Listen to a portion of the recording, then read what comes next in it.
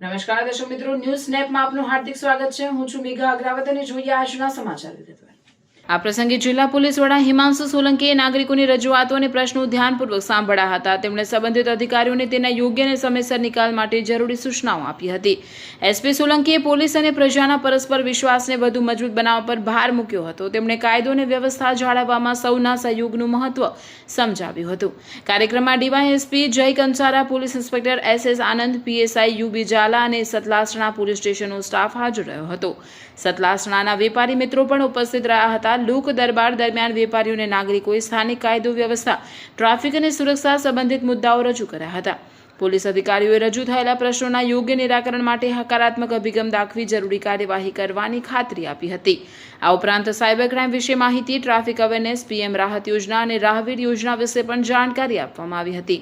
કાર્યક્રમ સૌહાર્દપૂર્ણ વાતાવરણમાં સંપન્ન થયો હતો. લોક દરબાર પોલીસ અને પ્રજા વચ્ચે વધુ સારો સંવાદ સ્થાપિત કરવામાં મહત્વપૂર્ણ સાબિત થયો હતો.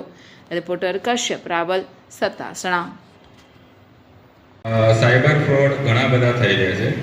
આ સમાજમાં પણ અથવા તો આપણે જ્યાં ઉઠતા બેસતા હોઈએ ત્યાં સાયબર ફ્રોડ બાબતે આપણે પણ થોડું લોકોને સચેત કરીએ. સાયબર ફ્રોડના ઘણા બધા અલગ અલગ રૂપ છે. એક તો આપણે જે PDF આપણામાં આવતી હોય છે એની પાછળ તમને નીચે .pdf જોવા મળે.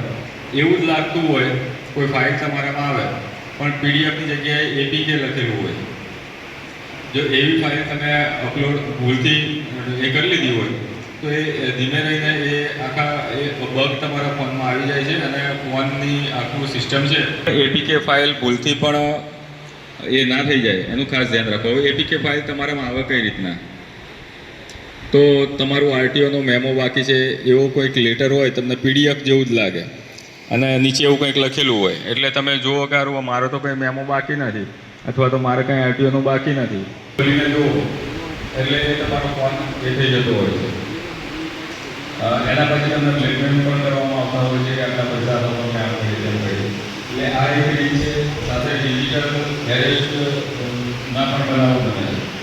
એમાં દેશ વિરોધી પ્રવૃત્તિઓમાં ખાતા જે પૈસા નાખતા હતા ઉપયોગ થયેલો છે અને હવે તો આની અંદર CBI તપાસ કરશે. અમે એની તપાસ કરી રહ્યા છીએ. આટલા પૈસા આ રીતના એ થયેલા છે. ઘણીવાર તમને ત્યાં આગળ કોર્ટનું આખું દ્રશ્ય ઊભું કરે, કોર્ટ બનાવેલું એવું લાગે. એક વકીલો હોય, જજ હોય અને પછી કે તમે કહો કે ભાઈ આમાં તો હું કંઈ જાણતો નથી, આમ છે તેમ છે. એટલે જે અધિકારીએ તમને ફોન કરેલા બતાવતા હોય એ જ પાછા જજને સમજાવે કે સાહેબ આ તો ભૂલથી છેતરાયેલા લાગે છે એટલે કે કંઈ નહીં, આટલા લોકોના પૈસા આમાં ગયેલા છે તો આટલા પૈસા તમે અત્યારે જમા કરાવી દો, પછી તમારો કેસ ચાલે ત્યારે અમે તમને પાછા આપી દઈશું.